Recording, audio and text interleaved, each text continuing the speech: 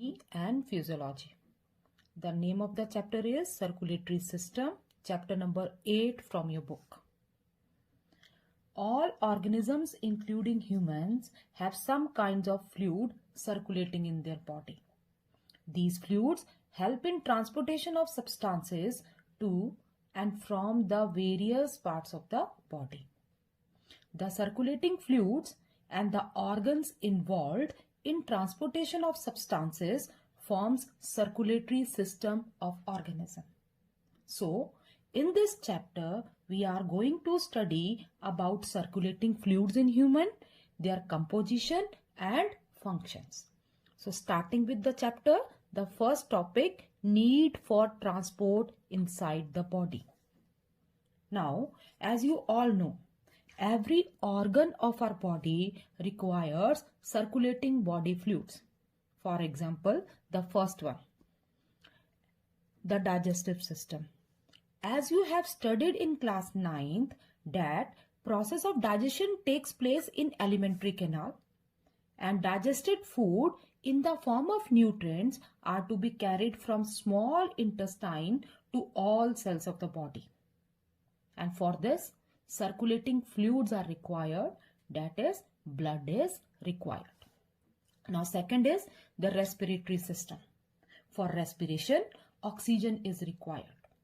This oxygen is picked up from air inhaled in the lungs and then transported to all parts of the body, that is, all cells of the body, and from there, carbon dioxide is collected and carried to the lungs to exhale it out. Again, for transportation of oxygen and carbon dioxide, that is for the process of respiration, circulating fluid is required. Now the next is all the extra water, excess salts, nitrogenous waste such as urea have to be removed from different parts of the body. As different metabolic processes takes place in our body, it produces various kind of waste. These waste are first transported to excretory system from where they are thrown out. So to carry waste to excretory system, circulating fluid is required. Next, hormones, chemical messengers. These hormones are secreted by the glands, endocrine glands present in our body. And these hormones, they control the metabolic activities of our body. These hormones are to be carried from glands to target organs again by a fluid, that is circulating fluid. Like this, there are many such processes which occur in our body and for which the substances which are required, they need transport. So all the activities or the processes which need substances, those substances are transported by two circulating fluids in our body. The first is blood and the second is lymph. Now we will study about these two circulating fluids in detail. Next topic, fluids in our body. There are three principal fluids in our body. The first one is blood. It is present in the heart and in the blood vessels. Blood vessels means arteries, veins and capillaries. And together they form circulatory system. Second fluid, that is tissue fluid. It is present in spaces between cells in the organs. The spaces present in between the cells, those spaces are filled by one fluid that is called tissue fluid. Now the next is lymph. It is contained within lymph vessels and lymphatic organs. Like blood vessels, there are another type of vessels present in our body known as lymph vessels. So lymph is present in lymph vessels and lymphatic organs like spleen and tonsil. We will study lymph in detail at the last of this chapter only. Now all these three principal fluids are present in our body and they help in transportation of substances required from organ to the place where they are required and from the waste they transport it to the excretory organs. Now look at this diagram. This diagram shows the relationship between blood, tissue fluid and lymph as they circulate in their respective vessels or the spaces between the cells in different organs. The main circulating fluid in human is blood, and it is present in heart from where it is carried by blood vessels. Blood vessels means arteries, veins and capillaries to all parts or organs of the body. Now, when blood reaches the organs, arteries carries blood to the organs. Inside the organ, the blood flows in the capillaries. Now, as the blood flows in the capillaries of the tissue, the plasma part of the blood, that is liquid part of the blood, along with WBC, white blood cells, leak out through their walls, and this part of the blood which leaks out through the walls of the capillaries fills spaces in between the cells. And that part of the blood which leaks out from the walls of the capillary to fill the spaces present in between the cell is called as tissue fluid. Now we call tissue fluid as intercellular fluid also. Intercellular fluid as it is present in spaces between the cells. It is present in between the spaces of the cells. We call it as extracellular fluid also as it is present outside the cells. All the cells, they are embedded inside this fluid. So that's why we call it as extracellular fluid also. Now from this tissue fluid, cell absorb oxygen and another required substances and in turn give out carbon dioxide and another waste back into it. Now after the exchange of substances, some of the tissue fluid, now here the exchange of substances takes place, that is in tissue fluid. After the exchange of the substances, some part of the tissue fluid again reabsorbed back in by the blood vessels. But most of it, only some part of it is again reabsorbed back by the blood vessels, but most of it enters another set of vessels present in our body which we call as lymph vessels. The yellow color vessels, these are lymph vessels. So most part of the tissue fluid enter this set of vessels known as lymphatic vessels. And that fluid which enter lymph vessels, we call it as lymph. But a lymph flows in lymph vessels. These lymph vessels are present in the muscles. And when muscles contract, they press lymph vessels and allow flow of lymph against gravity. And in this way, it is carried near the heart where again it is poured into the vena cava to become a part of the blood. So in this way, blood, tissue fluid and lymph, they are related to each other. Hope everything is clear to you. Now next, again look at this diagram. Beta, here blood in our body is circulate in closed manner, means it is flowing through blood vessel all the time. So this type of circulation in which blood is flowing through blood vessel, that type of circulation is called as, or that type of system is called as closed blood circulatory system. This type of system is called as closed blood circulatory system. There is another blood circulatory system also, like in some animals like insects. Blood mostly flows through open spaces in the body. And that system in which blood is not flowing through blood vessel but through open spaces, that system is called as open blood circulatory system. In closed blood circulatory system, blood vessels are present, like in humans. In open blood circulatory system, blood vessels are not there. Blood is flowing through the open spaces which are present in between the cells. So there are two types of circulatory system. First, closed blood circulatory system through blood vessel, and another open blood circulatory system, that is through open spaces like in insects. Now next topic is the color differentiation. But in diagram related to circulation, arteries are always shown in red and veins in blue in color.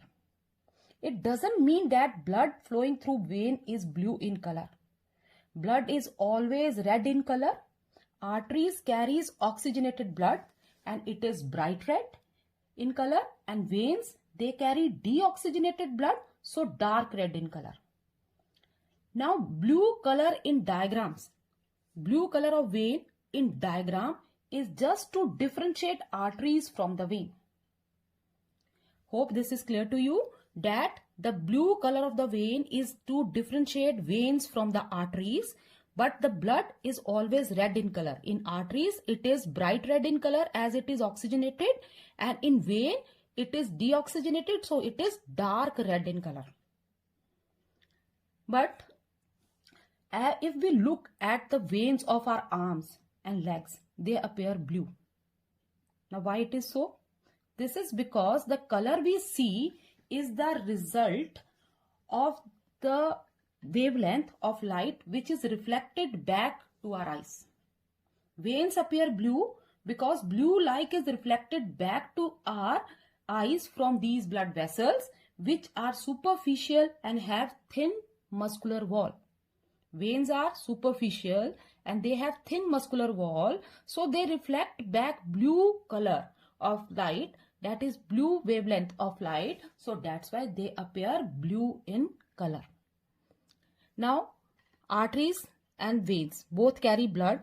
In arteries bright red and in veins dark red. Now what about the color of the blood in capillaries? Beta, if capillaries are close to the arteries, then the color of blood in capillary is bright red, and if capillaries are close to the veins, then the color of blood is dark red. Hope this is clear to you.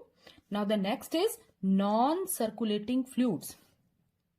But a non-circulating fluids means the fluids which are stationary, which are not moving, like synovial fluid present in our synovial joint, and vitreous humor that is present in the eye, aqueous humor also, they are non-circulating fluid. Important question beta. Circulating fluid, blood and lymph. Non-circulating fluid, which are stationary like synovial fluid and vitreous humor in the eye. They do not circulate. Now next big, that is properties of blood. Never stationary. Blood is always in motion. It always keep on moving from heart to organs and from organs back to heart. So blood is always in motion from the heart to the arteries and back through the veins. Second color, the color of blood is red. It is bright red when taken from an artery and dark red when it is taken from a vein. Now volume. An average adult human has 5 to 6 liters of blood by volume. So in average, adult human has 5 to 6 liters of blood in his body. Taste, saltish. It tastes saltish. The blood is slightly alkaline with a pH of 7.3 to 7.45. This is the pH value of blood. 7 is neutral, you know, and that is neither acidic nor alkaline. So it is more than 7. So it is slightly alkaline in nature. So this is all about the properties of blood. Now starting with functions of blood. Beta, blood serves two main functions in our body. The first is transport and second is protection. Starting with the first one, transport by blood. Blood help in transportation of various substances from one organ to another organ of our body. Like the first, transport of digested food. Blood helps in transportation of digested food from alimentary canal to the tissues. As you all know, the process of digestion is completed in small intestine. From there, digested food is carried by blood to the tissues. Now the second, blood helps in transport of oxygen from lungs to the tissue, and it occurs by the means of red blood cells. Beta, red blood cells contain one pigment in them, that is hemoglobin pigment, HB. This hemoglobin pigment combines with oxygen to form unstable compound oxyhemoglobin. This oxyhemoglobin is carried by blood to tissues. On reaching the tissues, being unstable, this oxyhemoglobin being unstable breaks up and deliver oxygen to the cells. And in return, hemoglobin carries carbon dioxide with it. Now the next is transport of carbon dioxide. Blood also help in transportation of carbon dioxide from tissues to the lungs. It occurs partially in combination with hemoglobin and partially by blood plasma. Blood plasma is also a part of the blood. Most of the carbon dioxide get dissolved in plasma, that is a part of the blood, and carried back to the lungs. And some of the carbon dioxide combines with hemoglobin to form carbaminohemoglobin, again one unstable compound, and carry in this form only, that is in the form of carbaminohemoglobin. It is carried back to the lungs. On reaching the lungs, again this unstable compound breaks up and carbon dioxide is taken by the lungs, from where it is exhaled out. Now the next is blood also help in transport of excretory material. Beta, various type of excretory waste is produced in our body. Now this excretory waste is carried by blood from tissues to liver, kidney or to the skin for their elimination or to make them harmless. So blood carries various type of excretory material from tissues to the excretory organs. Blood also help in distribution of hormones. As you all know that hormones are secreted by endocrine glands in our body, and from there when they are secreted, they are directly poured into the blood, and blood carries these hormones to the target organs. Now the next function of blood, that it also help in distribution of heat. Blood helps in keeping the temperature of the body uniform by distributing heat to all part of the body. So it regulate our body temperature. It maintain our body temperature also. Now after this, another important function of blood, that is its protective action. Protection by blood. Beta, blood forms clot at the injured part to prevent excessive bleeding and also to prevent entry of disease causing germs. So by forming clot, it prevents blood loss from the injured part of the body, and also it prevents entry of disease causing germs from that injured area.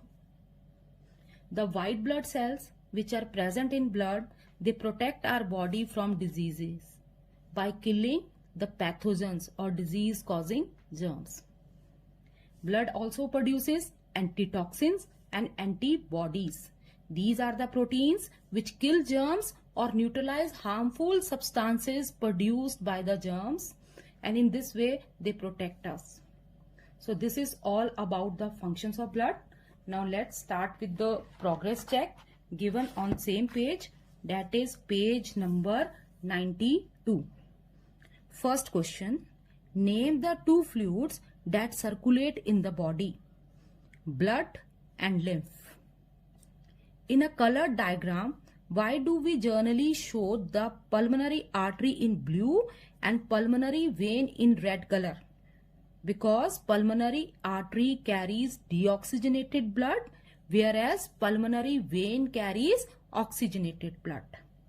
Now the third question, name any 4 substances transported by blood. You can write any 4: digested food, oxygen, carbon dioxide, waste, hormones. So these are the substances which are transported by blood. The two blood circulations, pulmonary and systemic.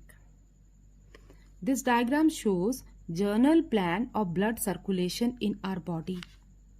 It means blood flows twice in the heart before it completes one full round.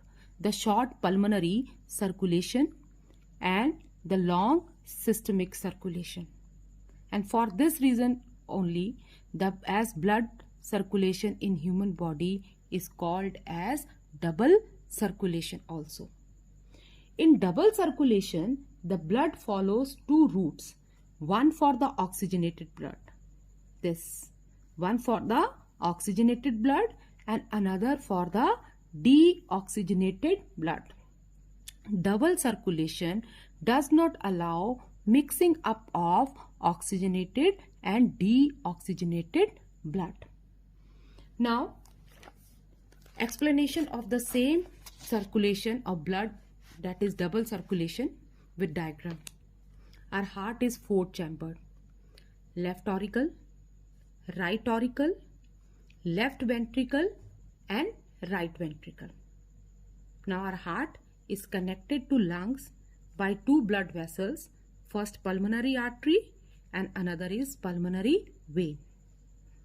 In the same way, heart is also connected to body parts through aorta and vena cava, inferior and superior vena cava. Now, in double circulation, there are two pathways of blood flow. First, in between lungs and heart, that is pulmonary circulation. Pulmonary means lungs. So, between heart and lungs, that is short circulation, pulmonary circulation. And another longer one, systemic circulation. Systemic means body, means from heart to body parts and then again from body part to heart. Starting with shortest circulation, that is the pulmonary circulation. It is the shortest circulation as lungs and heart are very close to each other. So this pathway is the shortest type. Now here it begins with right ventricle. The deoxygenated blood from right ventricle is carried by pulmonary artery to lungs for oxygenation. This pulmonary artery carries this deoxygenated blood out of the heart. Then it splits into two branches which carries the same deoxygenated blood to our two lungs. And after oxygenation of the blood, same blood, oxygenated blood, is carried to the heart, back to the heart, to left auricle through pulmonary veins. So, from right ventricle to lungs through pulmonary artery and from lungs to left auricle through pulmonary vein, this circulation is called pulmonary circulation. Now the second is systemic circulation. In systemic circulation begins with left auricle only. Oxygenated blood from left auricle moves to left ventricle and from there the same oxygenated blood is carried out from heart through aorta. On moving out, aorta splits into number of arteries which carries same oxygenated blood to different body parts. And from body parts, oxygen is used and the deoxygenated blood from body parts are carried by veins which get attached to vena cava, and vena cava brings same deoxygenated blood back to right auricle. So this circulation which begins from left auricle to left ventricle to aorta, aorta to body part and body parts to vena cava and vena cava again to heart, that is right atrium of the heart. This circulation is called as systemic circulation.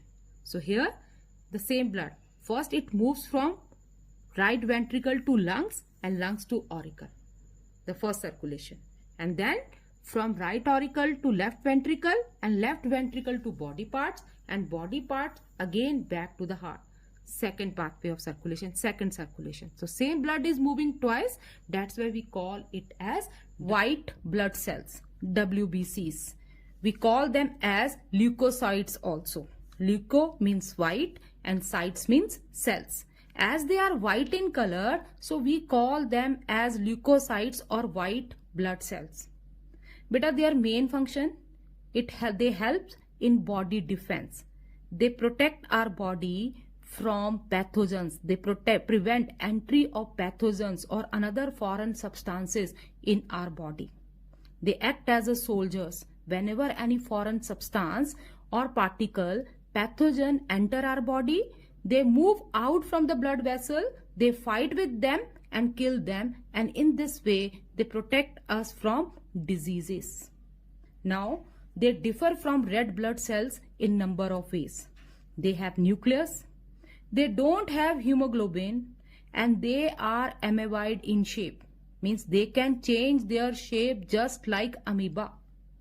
It is very important for their function also. And this question is also very important. Write structural differences between red blood cells and white blood cells. It is a very important question. In number also, they are very less in comparison to red blood cells. They are just 4,000 to 8,000 per cubic millimeter in blood. Now, as they are amoeboid in shape and their function is to defend our body from pathogens. So, when they detecting the germs in our body, they ooze out from the walls of the capillaries. They move out from the walls of the capillaries to fight with those germs. And this oozing out from the walls of the capillaries to fight with germs, that process is called as diapedesis. Now, this is the diagram of one of the capillary. Now, this is red blood cell and this is WBC, white blood cell. Now, when any foreign particle or germ enter our body, at that time, these WBCs are going to recognize those germs. After detecting them, they form pseudopodia. That is false feet. They change their shape, they form pseudopodia, and then they start moving out from the walls of the capillary in this way. This is WBCs. It is oozing out, moving out from the wall of capillary. And when it moves out, it fight with those germs, make them harmless, and in this way they defend our body. And this whole process of oozing out of WBCs, moving out of WBCs from the walls of the capillaries is called as diapedesis, one of the important definition. Now, these WBCs are of two types. They are divided into two major groups, granular WBCs and non-granular WBCs, which we are going to discuss at the last of this topic. Now, after that, white blood cells, as most of the time, it is better to say these white blood cells as white cells only, because most of the time they remain outside the blood to defend our body. Okay, when they detect germs, they move out from the blood, they move out to the tissue fluid, and there they serve the purpose, their function. Now, starting with the origin and life of WBCs. Beta, WBCs are produced in red bone marrow. Again, that soft tissue which is present in the hollow cavities of the bone. WBCs are produced in red bone marrow. They are also produced in lymph nodes and sometimes in liver and spleen. These are two organs of our body. The average lifespan of white blood cells is about 2 weeks. But neutrophils, one type of WBCs which help in phagocytosis. Later on you are going to study it. So one type of WBCs, they are neutrophils. They live for only few hours. Now, after completing their lifespan, they die. And they are destroyed in the same manner as red blood cells. Now, two important terms again related to WBCs. The first one is leukemia. Beta, leukemia is a cancer of the tissue forming WBCs whose number increases manifold at the cost of RBCs. It is usually a fatal disease and currently the treatment is only blood transfusion. Leukemia is a kind of cancer in which the number of white blood cell increases many more times than red blood cells also. Now the next term is leukopenia. Leukopenia means, penia means decrease. So it is abnormal decrease in the number of white blood cells.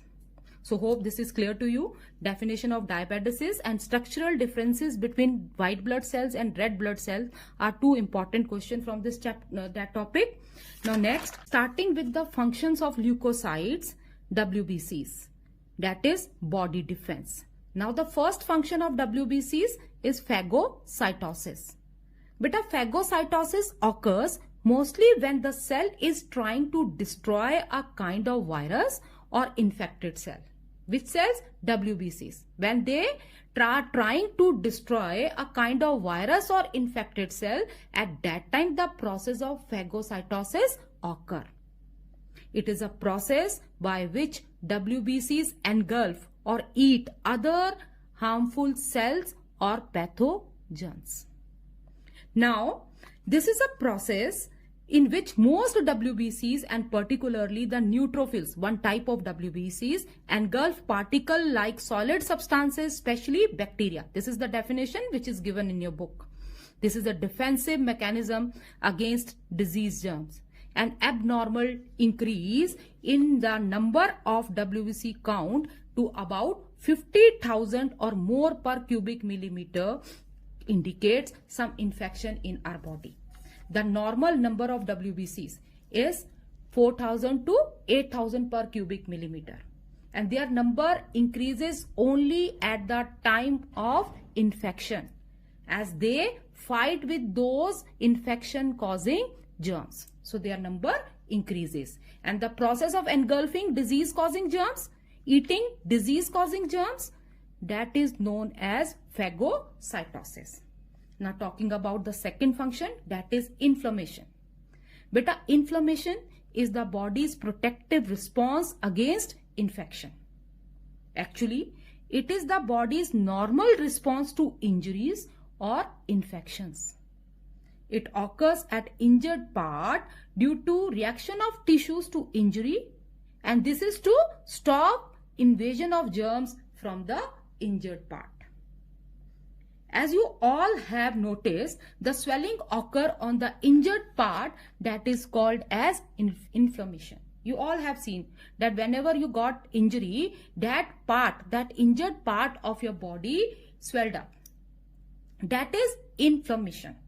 The inflamed spot or the swelled up part has several characteristics. Now what are those characteristics? That swelled up area appear more red in color in comparison to rest part of the body. Swelling also occur in that part, and pain. It also pains, and the temperature of that swelled up part is more in comparison to rest part of the body. So these are the characteristics of that swelled up part of the body or inflamed part of the body. Now why it happens so? Why the swelling occur, inflammation occur in the injured part? That is because here white blood cells oozes out from the walls of the capillaries by means of diapedesis, and they fight with the germs which tries to enter body through these injured part. These WBCs also destroy the damaged cells by phagocytosis by the means of engulfing them. Now when WBCs, they fight with germs, they also die, and the mixture of dead WBCs, germs and tissue together, they have to fight with the germs. So at the place where they fight, they also die. The mixture of dead WBCs and the injured tissues plus dead germs, together they form a yellow color fluid which is called as pus. Hope this is clear to you. Now the next function of WBCs, that is formation of antibodies. The WBCs, especially lymphocytes, one type of WBCs, they produce antibodies which kill or neutralize the germs or the poison from them.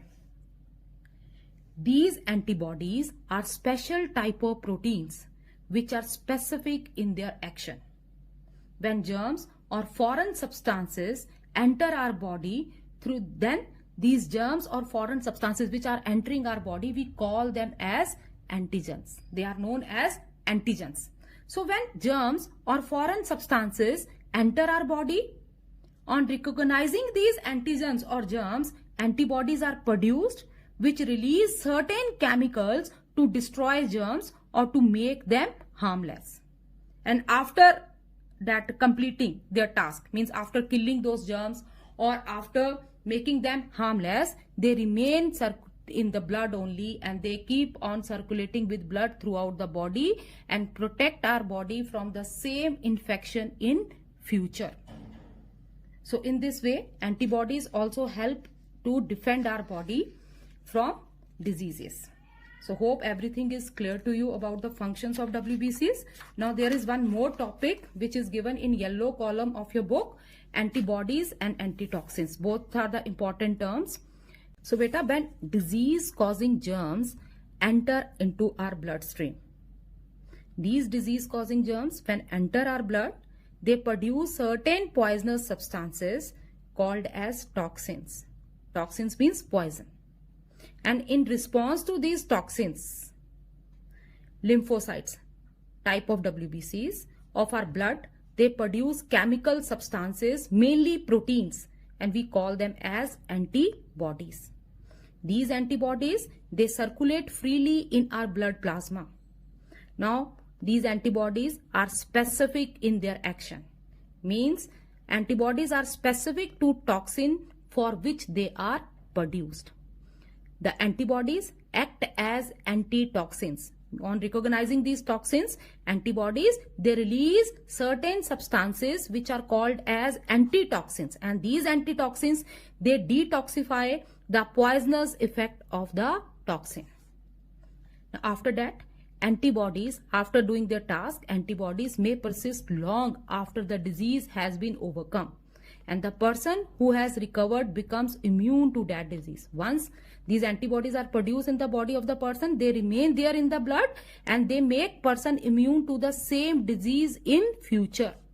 This is the underlying principle of vaccination also, in which the dead or weakened germs are introduced inside the body of a person to produce these antibodies artificially.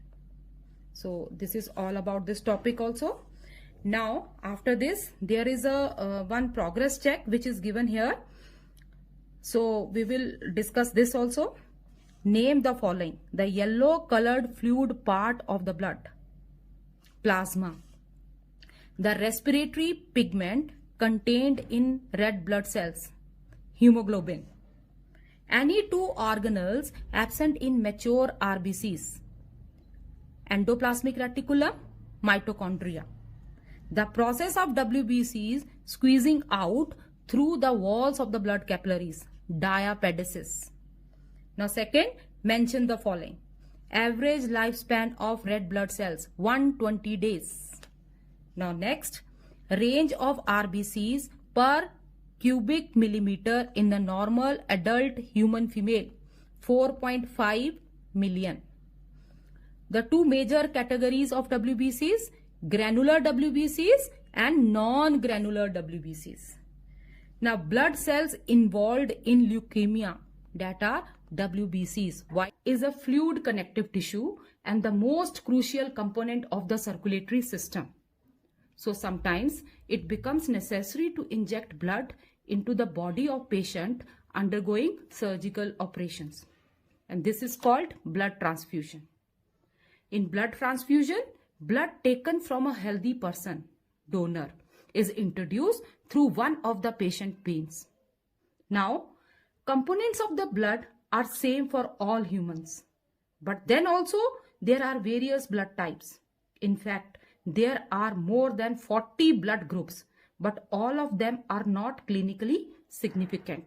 So, it is necessary that the kind or the type of blood to be transfused should match or be compatible with the type of blood of the receiving person, that is recipient. It should match, donor's blood group should match the recipient blood group. Now the concept of this blood grouping was discovered first time by Karl Landsteiner in 1900. This is important one. It was discovered by Karl Landsteiner in 1900. The RBCs of human being have specific proteins on their surface. These proteins which are present on the surface of RBCs are called antigens. Now in human, there are two types of antigens which are present on the surface of red blood cells. First is antigen A and second is antigen B.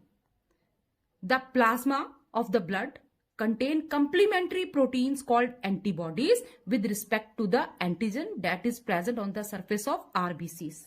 Means the plasma of the same blood contains complementary proteins known as antibodies to these antigens. Now, depending on the presence or absence of a type of antigens, there are 4 types of blood group which we are going to study in ABO system. Now, there are several system of blood grouping, but 2 of them, that is ABO system and RH system, are most important. But during blood transfusion, the 2 most important blood system examined are ABO system and RH system. One by one, we are going to study about them. Starting with ABO system. Beta, the ABO blood group system is mainly based on the antigen and antibodies. Same antigens are present on the surface of red blood cells and antibodies, that complementary antibodies in the plasma of the blood. Now, the basis of ABO grouping is 2 antigens only. Antigen A and antigen B. Means in human blood, 2 types of antigens are present, antigen A and antigen B. And in the same blood, complementary antibodies are also present. Complementary means for antigen A, the antibody will be B. And for antigen B, the antibody will be A. So, the ABO grouping system is classified into 4 types based on the presence or absence of antigen on RBC surface and plasma antibodies. So, according to the ABO system, the human blood is classified into 4 types: A, B, AB and O. Beside the transfusion of one's own type of blood, that is A to A, AB to AB, etc., other possible transfusion can also be made by finding out the compatibility of the blood group with other blood groups. So, first, this is all about ABO system. Now, in ABO system, now the 4 types of blood group and what type of antigens are present in it, what type of antibodies are present in it, that we are going to study it in detail. Now, just see blood groups first discovered by Karl Landsteiner in 1900. 2 types of systems are very important in blood groups: ABO system, which we are doing, and next is RH system. But in ABO system, it depends, its classification depends upon 2 antigens, antigen A and antigen B. According to these 2 antigens, blood groups are of 4 types: A, B, AB and O. Now, in blood group A, a person having a blood group A, antigen which is present on RBC is also A. Now, the antibodies, as they are complementary to the antigens, so if antigen A is present, then antibody will be B. And antibodies are always written in small alphabet. So, antigen A is present in blood group A and antibody is B. Now, in blood group B, antigen is B and antibody is A. Now, in blood group AB, both the antigens are present, antigen A and antigen B. As both the antigens are present here, so no antibody is present in blood group AB. Now, blood group O, the last one, no antigen is there, neither A nor B. As both the antigens are absent, so both antibodies are present here, antibody A and antibody B. Very important one, beta. Now, according to the presence of antibodies, what does it mean?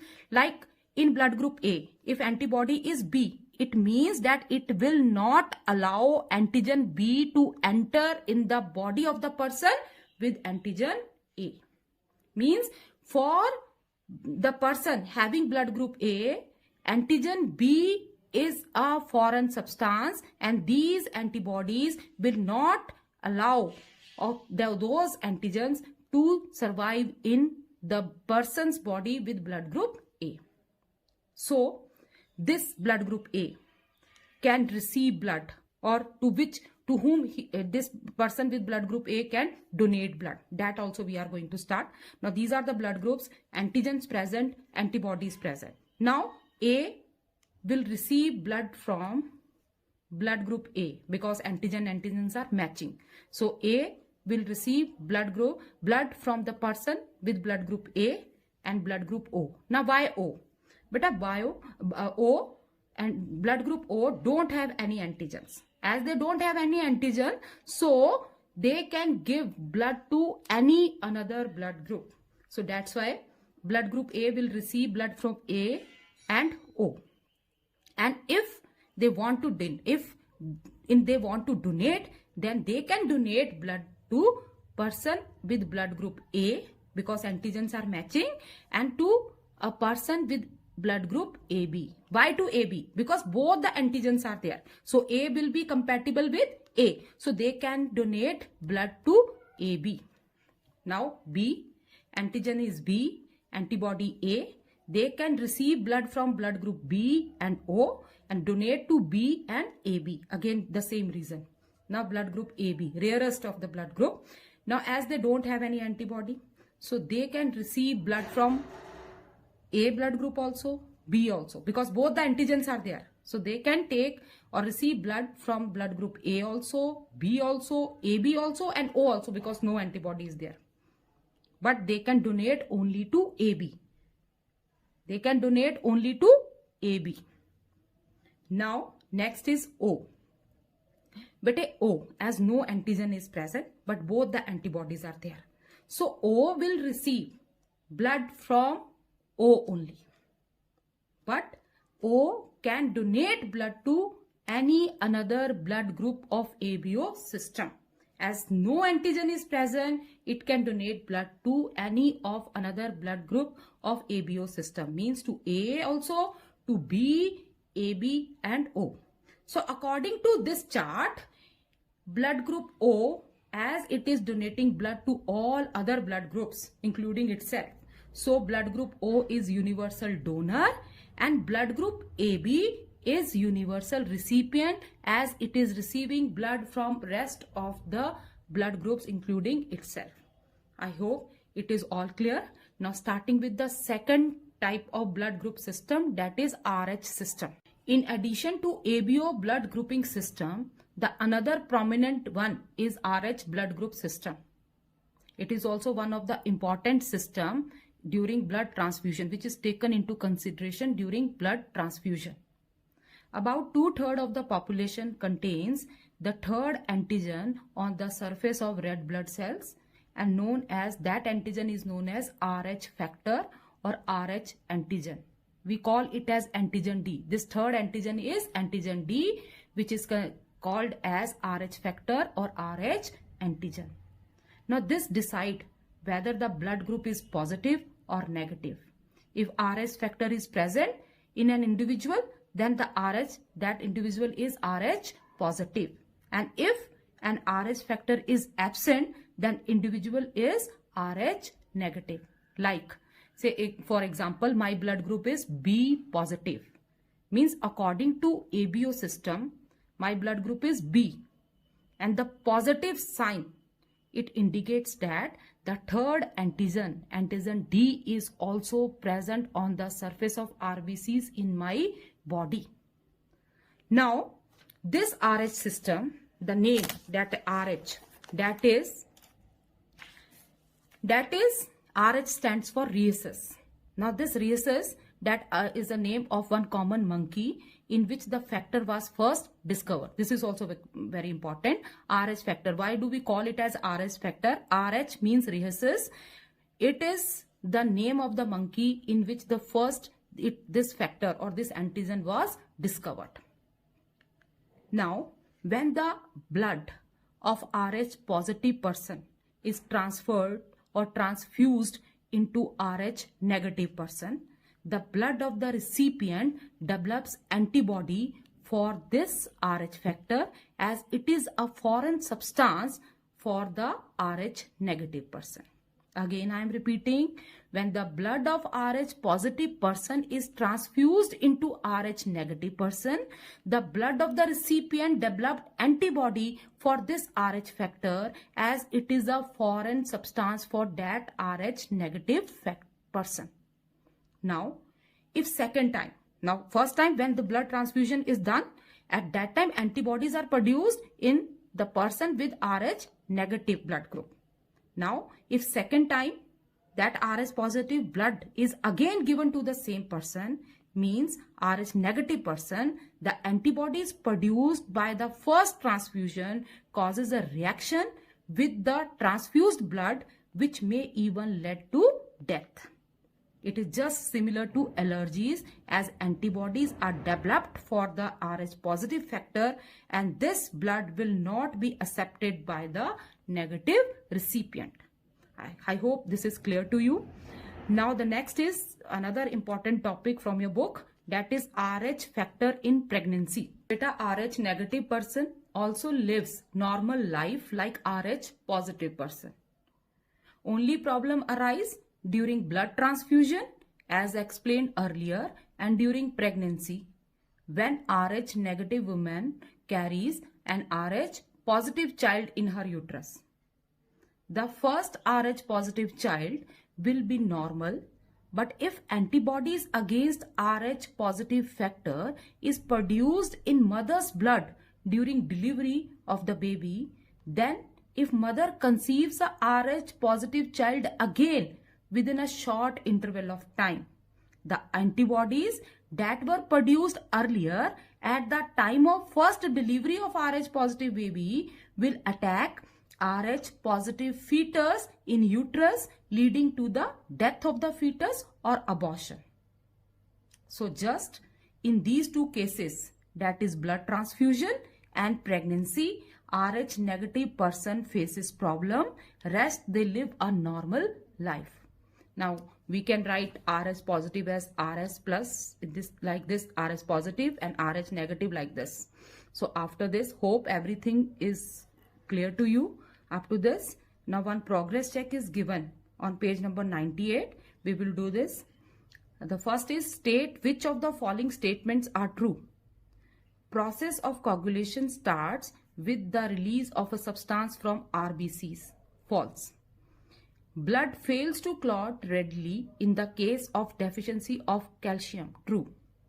The solid fibrin and thrombin are one and the same thing. False.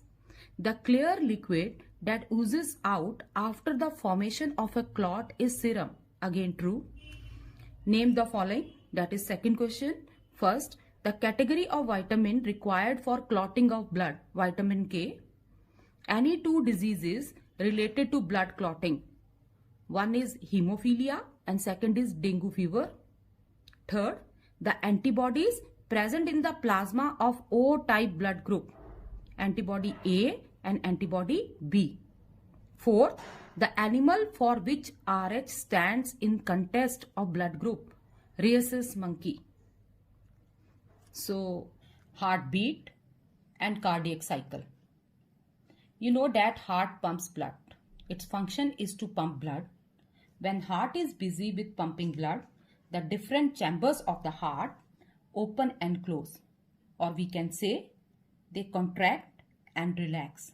Each time the chamber contract or relax, a thumping sound is produced. This is what is known as heartbeat. So the heart produces periodic sound, which is due to contraction and relaxation of the chambers of heart. This is called as heartbeat. Now cardiac cycle. Cardiac. Cardiac means something associated with heart, and cycle means something that is happening sequentially.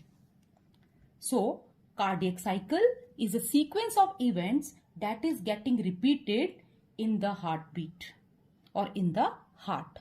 So the sequence of events in one heartbeat, it is called as cardiac cycle.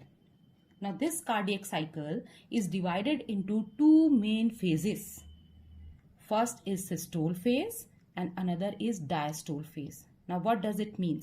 Systole means contraction phase of the heart. means when the chambers of the heart contract, that phase is known as systole phase. And diastole means relaxation or expansion phase of the heart, means when the chambers of the heart relax, that phase is called as diastole phase. You can learn this by a small abbreviations also. DR doctor, SC science. D doctor, D stands for diastole and R relaxation. S stands for systole and C contraction. So by learning these abbreviations, doctor science, you can learn the meaning of systole and diastole. In the same way, one more abbreviation related to circulatory system, LORD, L-O-R-D, left oxygenated, right deoxygenated, means left side of the heart contain oxygenated blood and right side of the heart contain deoxygenated blood. Now after this, let's begin with the cardiac cycle. Now cardiac cycle, as I told you, it is divided into two main phases. So the first phase, the cardiac cycle, begins with the contraction of auricles. Now look at this diagram. The upper two chambers are called as auricles. So cardiac cycle begins with the contraction of these auricles. So that's why the name of the first phase is called as atrial systole. Beta, when the auricles contract, at the same times ventricles are going to relax. So atrial systole is also known as ventricular diastole. What does it mean? That auricles are contracting and ventricles are relaxing. So the first phase of the cardiac cycle is atrial systole, or we can say it as a ventricular diastole. Now what changes occur during this phase that we are going to start? Now during atrial systole, the muscles of the auricles or the muscles of the atrium or auricles, they contract.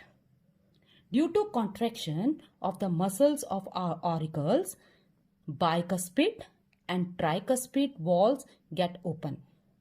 As bicuspid and tricuspid valve open due to contraction of auricle muscles, the blood from auricles moves to their respective ventricles. Means from left auricle, blood will move to left ventricle, and from right auricle, blood will move to right ventricle. Now, whatever the blood, the 30% of the blood during atrial systole moves from auricle to ventricle during atrial systole. And this blood is moving with the force. Now, next, this atrial systole, it lasts for 0.15 second. It lasts for 0.15 second, and during this 30% of the blood moves from auricles to the respective ventricles. Now blood moves from left auricle, oxygenated blood move to left ventricle, and from right auricle, deoxygenated blood moves to right ventricle during this phase. Now the position of the valves during atrial systole. Beta, you know that 4 valves are there in our heart. Out of that, atrioventricular valves, means bicuspid and tricuspid valves, are open during atrial systole. Now look at this diagram. This diagram represents atrial systole. This is bicuspid valve and this is tricuspid valve. It is open during atrial systole due to contraction of auricles. And semilunar valves, aortic semilunar at the base of the aorta and pulmonary semilunar at the base of pulmonary artery, both are closed in this phase. So these all things you have to learn. These are the important characteristics of this atrial systole. So during atrial systole, 30% of the blood moves from auricles to ventricles, from left auricle to left ventricle oxygenated, and from right auricle to right ventricle deoxygenated blood moves. Valves, atrioventricular valves are open and semilunar valves are closed. And the time period for which it occurs, that is 0.15 second. So at the end of atrial systole, ventricles receive the blood. So after delivering blood to ventricles, auricles start relaxing.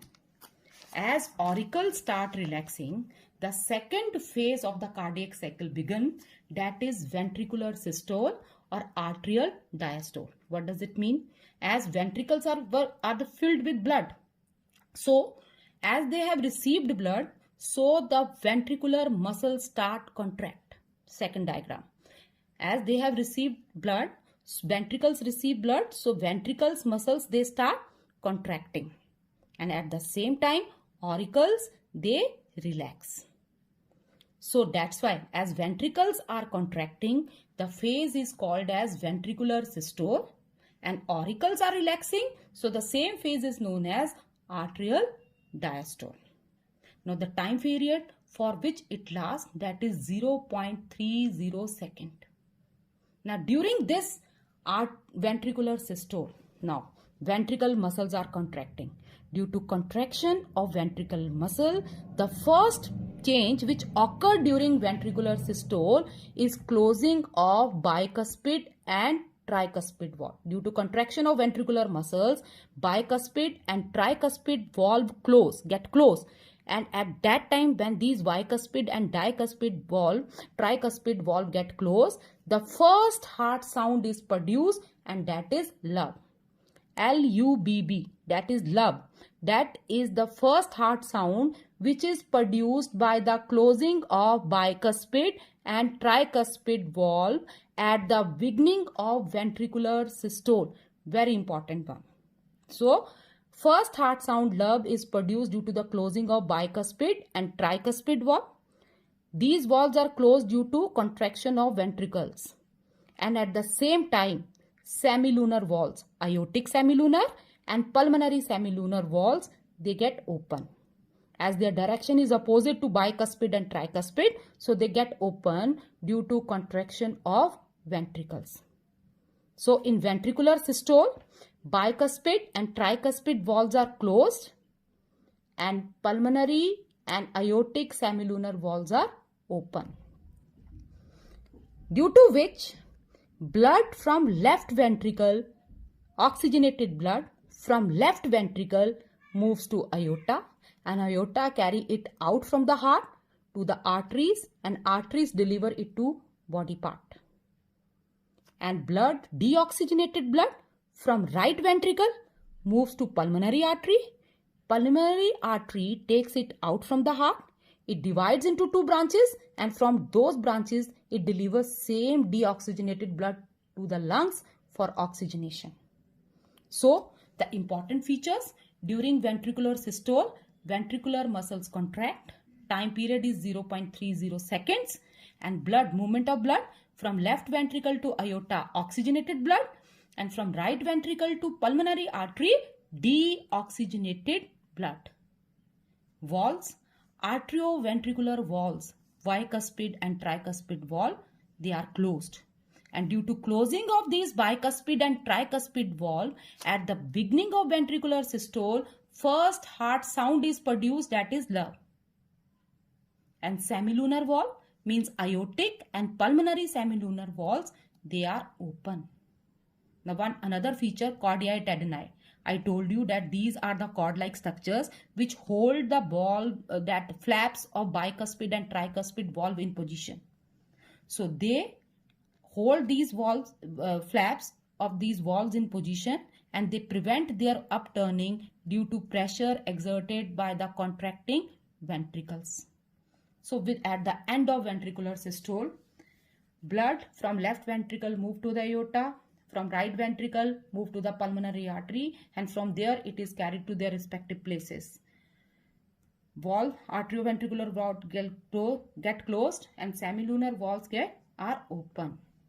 So with this, as ventricles had delivered blood to aorta and pulmonary artery, they also start relaxing. Means they start again coming to diastolic phase, and auricles are already in diastolic phase.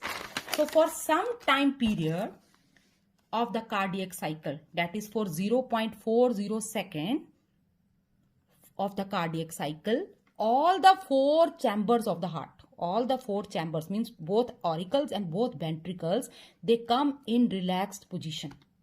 means auricles were already in relaxed state, means they are already in diastolic phase, and ventricles also start coming to the same phase.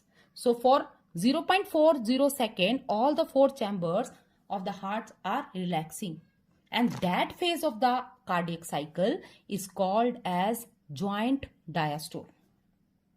It lasts for 0.40 second, and during this phase, as ventricles are relaxed, due to relaxation of the muscles of the ventricles, blood pressure decreases, due to which blood start coming back from aorta and pulmonary artery. As it moves back, the pocket-shaped valves which are present at the base of these vessels, they get filled with the same blood and puffed up. Due to puffing up of these pockets of the semilunar valves, these valves get closed at the beginning of ventricular diastole. And as soon as both these valves, semilunar valves, get closed, the second heart sound is produced, and that is DUP. So DUP is produced, second heart sound DUP is produced at the beginning of ventricular diastole due to closing of semilunar valves, aortic and pulmonary semilunar valves. During this phase, now these both valves, semilunar valves, are closed, and bicuspid and tricuspid valves are partially open in joint diastole. Due to decrease in ventricular pressure, these bicuspid and tricuspid valves are partially open. As the bicuspid and tricuspid valves are partially open, the 70% of the blood from auricles moves into ventricles, and that is also without any force, because auricles are also relaxing. So without any force, 70% of the blood moves from auricles to ventricles. So in this way, ventricles are getting blood. In this phase also, now important characteristics, both atria and ventricles are relaxing, means all the four chambers are in relaxing phase. It lasts for 0.40 second. During this phase, 70% of the blood, remaining 70% of the blood from auricles move to the ventricles. That is also without force. So from left auricle, blood is moving to left ventricle, that is oxygenated blood, and from right auricle, deoxygenated blood moves to the right ventricle. Valves, arterioventricular valves, that is bicuspid and tricuspid valves, are partially open. Semilunar valves, aortic and pulmonary semilunar valves, are closed. And during that, as these valves close at the beginning of this diastolic phase, second heart sound is produced, that is DUP. And due to closing, that is due to closing of the semilunar valves at the beginning of the ventricular diastole, this heart sound is produced. After this, again auricles start contracting, and this cycle keeps on repeating in our heart. That is called as cardiac cycle. Very important and very interesting topic. Revise it thoroughly. Now the next is rate of heartbeat in different organisms. Beta, rate of heartbeat in different organisms. Different organisms, they have different rate of heartbeat. So rate of heartbeat among varies among different species and even in individuals of the same species. Some of the variation in beat per minute at rest is different species are given here. Whale 15 beats per minute, elephant 25 beats per minute, adult men 64 to 72 beats per minute, horse 40 beats per minute, adult women 72 to 80, cat 120, newborn infants 140, rat 250, and sparrow, small size sparrow, 800 to 900 beats per minute. Now just see, smaller the size of the organism, more is the heartbeat. Larger the size of the organism, like whale is the largest animal, less is the heartbeat. Because in large, if the body of the size of the organism is large, it will take time to blood to circulate throughout the body. So lesser will be the heartbeat. smaller size, faster heart rate. This is because smaller the animal, more it loses its body heat due to higher surface volume ratio. Means blood will take less time to circulate in the body of smaller organism, so it will increase heart rate in them to distribute equally distribution of the heat. Now, in the same way, newborn infants of human, they also have more heartbeat in comparison to adult. The reason is same, because their size is small, so less time will taken for the circulation of blood in their body to lose heat, so that's why heartbeat increases. So this is all about this topic.